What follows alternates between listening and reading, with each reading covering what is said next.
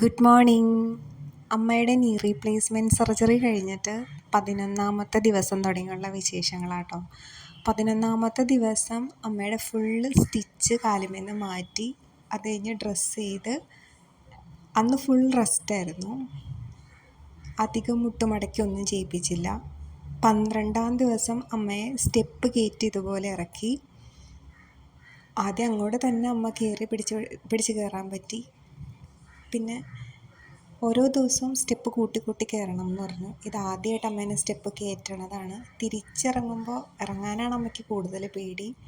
അപ്പോൾ ഇങ്ങനെ 2 കൈയും പിടിച്ചിറങ്ങിയപ്പോൾ അങ്ങനെ ഇറങ്ങരുതെന്ന് പറഞ്ഞിട്ട് ഒരു കാല് വെച്ച് ഇറങ്ങണം എന്ന് പറഞ്ഞ് ഫിസിയോതെറാപ്പിസ്റ്റ് അമ്മയെ ഓരോ കാല് മാറി ഇറങ്ങാൻ പറഞ്ഞു.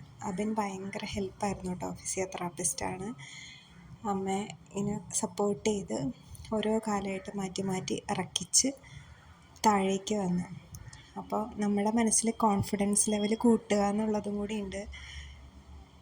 പിന്നെ മുട്ടുമാറ്റി വയ്ക്കൽ സർജറി കഴിഞ്ഞിട്ട് എനിക്ക് തോന്നിയൊരു കാര്യം, സാധാരണ സർജറികളെല്ലാം കഴിഞ്ഞാൽ നമുക്ക് റെസ്റ്റ് എടുത്ത് മാറലാണ് മിക്കവാറും സർജറികൾ. ഇത് വേദന സഹിച്ച് എത്രത്തോളം എക്സസൈസ് ചെയ്യുന്നു, ഫിസിയോതെറാപ്പി ചെയ്യുന്നത്, നടക്കുന്നത്, അതുപോലെ 2 മണിക്കൂർ ഇടവിട്ടിട്ട് ഫിസിയോതെറാപ്പിസ്റ്റ് പറഞ്ഞു തന്ന എക്സസൈസുകൾ കണ്ടിന്യൂസ് ആയിട്ട് ചെയ്യണത്, ഇതൊക്കെയാണ് ഒരു നീ റീപ്ലേസ്മെൻറ്റ് സർജറിയുടെ സക്സസ് എന്ന് പറയുന്നത്. സർജറി കഴിഞ്ഞു എന്ന് പറഞ്ഞാൽ നമ്മൾ ചുമ്മാ ഇരുന്നിട്ട് കാര്യമില്ല.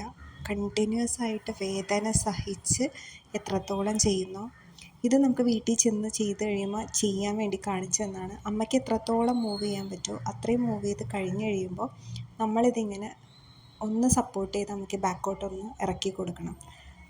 അവർക്ക് വേദന സഹിച്ചൊരു പരിധി വരെ നമുക്ക് പോകാൻ പറ്റുള്ളൂ. പിന്നെ നമ്മുടെ ഒരു സപ്പോർട്ടും കൂടി വേണം.